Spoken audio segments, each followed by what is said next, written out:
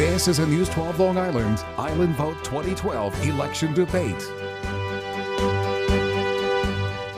Hello everyone and welcome to this Island Vote 2012 election special. I'm Lee Tyrell. For the next half hour we'll be talking with the two candidates running for the 15th State Assembly District. That district includes the village of Farmingdale, Hicksville, as well as parts of Old Brookville, Oyster Bay Cove, Newcastle, Plainview, Glen Head, Greenvale, Old Bethpage, and North Syosset. Now, let's meet the candidates. The challenger, Mario Ferone of Plainview, is running on the Democratic ticket. Ferone is a junior at Stony Brook University studying economics and political science, and he is active in the undergraduate student government at Stony Brook. And we welcome the incumbent, Michael Montasano of Glen Head. He's running on the Republican, Conservative, Independence, and Tax Revolt lines. Montasano started his own private law firm in 1990. He was formerly an NYPD detective and police officer. Gentlemen, I welcome you both to News 12. Thank you so much for being here. Good afternoon. Thank you. All right, before we begin, I want to set the rules and format of this debate. Each candidate will have 1 minute for an opening statement. Each will have up to 1.5 minutes to answer each question and 30 seconds for rebuttal when needed, as decided by the moderator. At the end of the debate, both candidates will have 1 minute for closing statements. We start now with opening statements, and speaking order was decided by lot prior to this debate, and we begin with Mario Ferone. Thank you for having me. Hello, my name is Mario Ferone. I'm running for the 15th district. I'm the Democratic candidate. I'm running because I truly care about this community. I look around and I see families, including my own, who are struggling. They want to live on Long Island. They want to continue to live here, but they can't. The cost of living is too high. Many people, as a student, I bring a unique perspective. Obviously, I'm not a normal or average politician. You can tell that by looking at me. But I don't want to be. I want to ask questions. I want to figure out if we're doing everything that's practical and efficient. I also want to be a voice for young people. I feel our concerns are not being properly addressed. If elected, I will do my very best to ensure that families, the elderly, and young people can afford to live on Long Island. I will fight for better education, equality, and government transparency. All right, thank you very much. And Michael Montasano. Thank you. When I was first elected to the Assembly in 2010, our state was facing a $13.5 billion budget deficit and had one of the highest tax rates in the nation with late and inadequate budgets. Over the last 2 years, we've eliminated our state deficit and decreased state spending and eliminated government waste, making government more efficient. Our budgets are on time and balanced with no tax increases. We've invested in our infrastructure, creating thousands of new jobs in the process. We've instituted meaningful ethics reforms and put in place a property tax cap. We've repealed the MTA tax on all schools and 80% of small businesses, and instituted a middle-class tax cut that has resulted in the lowest tax rate for most families in nearly 60 years. But there's still more work to be done. We must provide mandate relief to local governments and schools, create further economic opportunities, and continue to cap and control taxes for our residents. Thank you. All right, thank you very much. Well, okay, we got some questions for you. Let's get down to some talking now. And as Mario, as you said, you're not your typical politician. You're not your typical candidate running for the Assembly. Why have you decided to get involved in politics so actively so early in your life? I've helped out in several local campaigns, county and town elections, and that really sparked my interest. I really want to help. I want to help people. I want to help my community. I'm not wealthy in any sense, and I want people to have the same opportunities that I do. I'm going to a great university. I am from a good family. I'm living in a great town. I just want to extend that to everyone in our district or our community. All right, Mr. Montasano, why your reaction to someone getting involved in politics so early in their life? Well, I think it's great that, you know, they take advantage of the opportunity that's to present themselves. It's always good to take the plunge and see where it goes. And like I went in, 3 years ago, went in to make a difference. Mm-hmm. And I believe I've made a significant difference over these last 3 years. And this is how it starts out. Some people go in later in life and some people go in younger in life. Absolutely. Okay, let's take a look at the role of government in our lives. There's been so much made about it in the last several years about whether there's too much or too little. We've got governments, both big and small, in this economy on every level, slashing and cutting back on benefits because nobody can afford it anymore. Things like child care, addiction treatment, food and shelter, things that have helped people really get by in tough times. So these days, and Mr. Montasano, I'll start with you, what should we expect government to help us with? And what should we not expect government to help us with? Well, this past year or two since being up in the Assembly, we've made some cost-cutting effects in the operation of state government in order to continue the programs that we've been providing. We're trying not to have too much of an impact on those services. This year, going back in, we intend to do more government consolidation, reduce the state operating expenses again as we did this year, more consolidation of agencies to hopefully keep more money, the revenue stream going to support these projects. But as the population increases and our source of revenue continues to decrease, it gets harder to fund all programs. So I think we're going to have to examine what programs we're funding, what they're giving back to the public and to the communities. Such as, give me an example. Well, you know, we have all these programs, you know, for drug rehabilitation, alcohol rehabilitation. How many people are they servicing? Are there duplicate programs? Where are they located geographically? And what's the benefit that the people are receiving from them? And then we have to make adjustments accordingly. They all do great work, but you know, there's a lot of duplication of services that goes on, and this needs to be addressed. An example, can you give us an example of what we should not expect government to help us with? Well, I think it's our intent to help people with all the things they need in the quality of life, especially when it comes to health, education, and social services. I mean, many people have afflictions that it's no choice of their own, that they're disabled or they're sick, and they need to be cared for. And so I think it's our intent to continue to provide these services, but we're going to have to look to see where some cost efficiencies could be acquired and to make those changes. All right, thank you. Mr. Ferone, where should government help us? I think an important aspect of government is not only, it doesn't matter if it's large or small, I think it's more about if it's effective and efficient and productive. Government definitely has to help ensuring equality. It should provide an economic stimulus and the growth of the economy. One of the things I would want to propose, or I guess contrast to my opponent, is he voted against an increase in the minimum wage, which I think would have helped increase economic activity on Long Island and help lower income people, which is an important goal of the government, social welfare. We have to ensure everyone has equal opportunities, the same way to achieve all they can in life, so same opportunity to excel. Where shouldn't government help us? Or where shouldn't we expect government to help us? I think the government can have an active role in most parts of life as long as the people desire it. There has to be more, people's opinions and concerns should be loudly represented. So I think it should be up to the individual towns or counties to decide how much government they want. All right, thank you very much. Mr. Montasano, respond to voting against minimum wage, an increase in minimum wage. Well, at the time that we took this vote, the analysis and studies we've had that came from outside independent organizations would tell us that any time there's an increase in the minimum wage, there would be a substantial pushback and we'd have layoffs. And this pushbacks from business. From the businesses. And this is a time of the year where people are out of work to begin with. The economy is bad. Like one business owner in East Meadow said that he runs a diner. He said with the current staffing he has and the payroll he has, if we increase the minimum wage to where we were told, it would cost him an additional $50,000 a year in payroll. He'd have to let, you know, at least a dozen people go. So, you know, there's that balancing act, the equities that you try to figure out.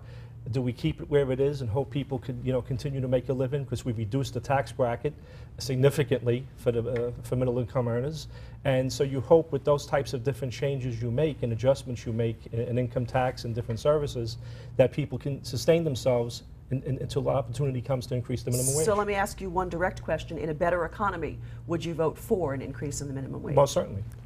Respond 30 seconds, Mr. Ferone. One of the parts of that bill, which I think is most important, was it was going to tie the minimum wage to CPI or the inflation rate. If you don't increase minimum wage every so often, you're actually getting a tax, an indirect tax, because your paycheck is decreasing with inflation. Right now, our minimum wage is set to the national standard, But as everyone knows, the cost of living on Long Island is much higher than elsewhere in the country. As for the businesses, maybe initially they'll lose it, but where is that money going to go? It's going to get pumped back into the local economy. When you have more wages, like if I were to make more, I'm going to spend more in the community. All right, thank you very much. Let's take a look at an issue that has come before the Assembly, and that's the issue of microstamping. It helps it helps police, in many cases, detect a bullet, trace it back to a gun. It was passed in the Assembly. It was never brought up on the Senate floor. There's potential for it to come back up again in the next session. Mr. Montasano, what do you think? You for or against microstamping? Especially with your background as an NYPD detective. Unfortunately, because of that knowledge, I'm against it because it's not a proven technology. In fact, the police chiefs in the state of California that once supported this piece of legislation have now withdrawn their support because they realize it's not an effective technology. It's very expensive. In fact, this past year we repealed the COBIS Act, and that's where we used to retain a bullet shell from every new weapon that was purchased. Microstamping only works on automatic weapons, and in many occasions it's not an automatic weapon that's used. And it would be for weapons distributed here in New York. Well, how about the weapons that are carried in over across the state line that are purchased out of state? They would not be subjected to it. Also, it could be tampered with. There's only one company that developed the technology. It's not been proven. And it's just, it would put a chilling effect on the manufacturing, the legal manufacturing of weapons and their distribution. So until a technology could come out that ensures us a definite way to track these bullets and their shells, I think we have to just hold off. Okay, thank you very much. Mr. Ferone? I'm all for the right to bear arms, but I think it should come with restrictions and regulation. So I would be for microstamping. Even if it's not a significant increase, if it could help police lead to arrests and catching criminals, I think it's definitely something that should be pursued. Along that lines, I noticed that my opponent, he voted against a bill that would have prohibited domestic violence offenders from possessing a firearm. So I couldn't find any record of why he voted that way, so I was just wondering if you could explain. Fair. 30 seconds, Mr. Montasano. Yes, because the bill itself, the way it was written, had a lot of defects in it, and the classification for domestic violence was so broad, is that if someone had a verbal argument that were considered to be domestic partners, that could result in their inability to possess a firearm. And we have many people that work in law enforcement or different types of jobs that require them to possess and carry a firearm. So if they get into an argument with their spouse or girlfriend, they could lose their job because they lose their right to possess a firearm. So the definition was just too broad, and it would have unintended consequences. So hopefully the bill will be redrafted, and then we could put it through. All right, thank you very much. When we come back, we'll continue with the debate for the 15th Assembly District right here on News 12 Long Island, as local news gets. Short break. We'll be right back. Welcome back to this Island Vote 2012 election special as we continue with the debate for the State Assembly in the 15th District. The candidates once again, Democratic challenger Mario Ferone and Republican incumbent Michael Montasano. Gentlemen, you're running in a very diverse district with very, very different needs, from wealthier communities to lower income communities. Let's take a look first, Mr. Ferone, at the issue of state aid to education. Well, we certainly know that I'm pretty sure any property owner in your district, whichever community they're in, wants to lower their property taxes. So we started out in Albany with a 2% property tax cap. A beginning. It didn't have a positive effect on everybody's property taxes. Where does Albany go from here? The 2% property tax cap is definitely a good first step and a good initiative. It's going to provide much needed protection from rampant increases in property taxes, which really catch homeowners by surprise and can make it difficult to afford to live here. That's one of the most common complaints about the cost of living here. But more reforms are needed if it's going to be effective, especially mandate relief forms or some kind of mandate relief, because most of our property taxes go to the school districts, which are getting more and more unfunded mandates from the state, and it's making it harder and harder for them to maintain the same quality of education. So I think the state should definitely try to step in and look for new initiatives. Obviously, we have to cut down on unnecessary spending, but I think we should look at other state examples or initiatives and programs that have worked there. Any examples? Yes, one thing I would like to propose is a state-owned bank. In North Dakota, they have one. They're the only state in the nation right now. and it's been extremely successful there. What would happen is all state agencies would put their funds into the bank, and then it could be loaned out in ways that are directly beneficial to the state, such as subsidized student loans, infrastructure, and an emergency relief fund, which we desperately need on Long Island with the threat of a hurricane every year. This program in North Dakota has generated $62 million in profit out of a state with 700,000. All right, Mr. Montasano. The good old high property taxes would continue to plague Long Island and tie it into unfunded state mandates. Well, it's a big concern of mine, and this is an issue I raised last year, and we accomplished some minimal mandate relief this past year, but we need so much more to do. We have a mandate relief committee. The governor has assured us that this year going back in, that will be one of the top things on the agenda. And the committee is exploring what mandates could be removed from different schools without having any serious impact on student education, especially for special education programs. But we find that some of the mandates are duplicative. We find that some are imposed on school districts that don't need them. And we're looking to also tie that when a bill comes through for a mandate, that where's the money coming from and what's the cost going to be. Also, there needs to be a redistribution of state aid. You know, here on Long Island, we educate 17% of the population of children. We get 12% of the state aid because they consider the wealth of the communities, which I think is inappropriate.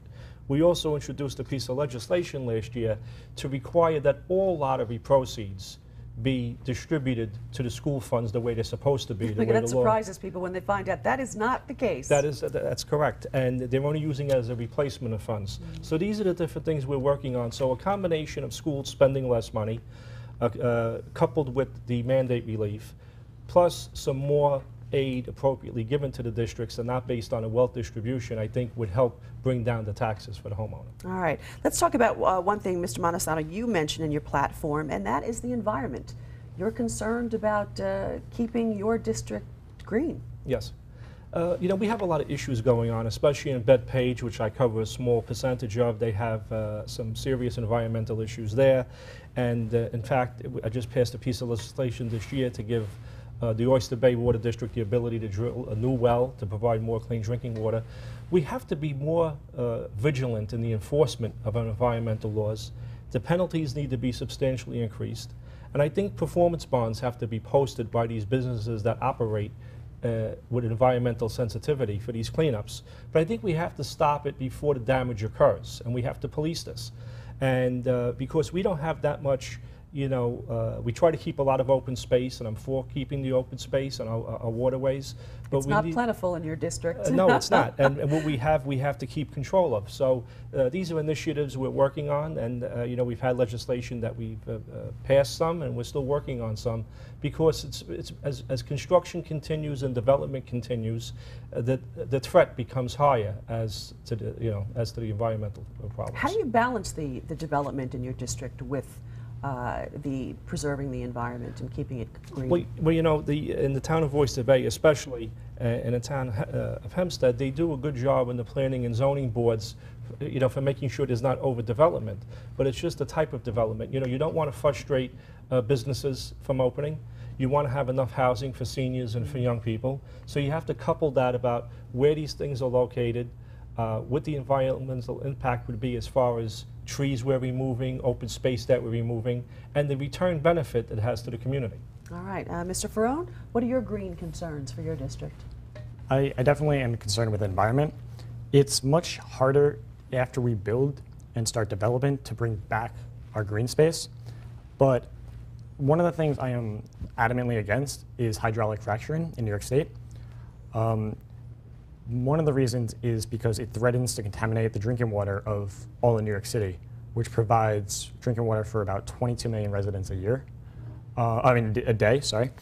And because one of the proposals that's come up is to store some of that waste here on Long Island, which I don't think would be fair. I don't think any Long Islander would be supportive of that. Along that line, I've also noticed that you voted against suspending the hydraulic fracturing in New York. Currently, there's a ban that's ongoing to study the effects, and I was just wondering if you could explain why you voted against that. Mr. Montasano, sure. There's two types of hydraulic fracturing. The one that my opponent is describing is the high-volume hydrofracking. The moratorium that I voted against was on the current form of hydrofracking, the low-volume hydrofracking, that's been in use in the state of New York for the last 60 years. That is a safe form of hydrofracking. It doesn't contaminate. The DEC has policed this for years. What happened was when the announcement came out for high-volume hydrofracking, everyone got panicked and they wanted a moratorium on everything.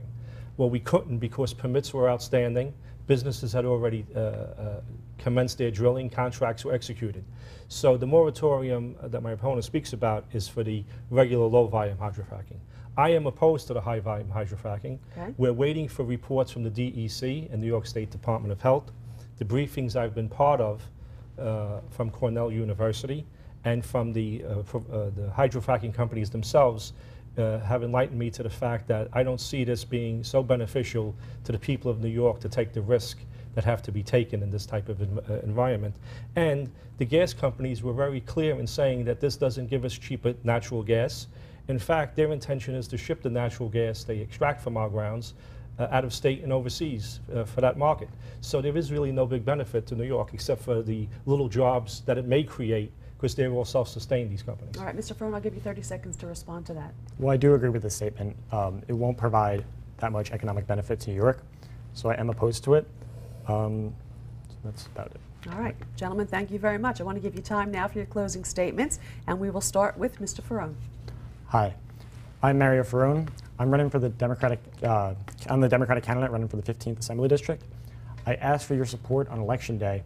I'm looking to move us forward as Long Island, as a community, and as a state. I believe we need new initiatives, new proposals, and fresh ideas up in Albany. As a student, as a young person, I think I can provide a voice that has gone unheard for way too long. If elected, I would actually be the youngest assemblyman in New York State history, but I don't think that's a bad thing. I think that's a great thing. I want to inspire younger people to get more involved in the political process. All right, thank you very much. Mr. Montasano. Thank you. In 2010, I was entrusted by the citizens of the 15th Assembly District to go to Albany and help get our state headed in the right direction again. If this debate and my legislative record have proven anything, it's that our state has grown over the past 2 years, and our state is once again on the right track. The partisan rancor and stagnation that marked our government over the past decade is now a thing of the past. We've eliminated over 30 defunct and inactive state commissions and agencies, streamlining government, allowing our tax dollars to be used more efficiently and for essential matters such as education and economic development. Through the Regional Economic Development Councils and New York Works, we've taken key steps in making crucial infrastructure repairs and created thousands of jobs in the process.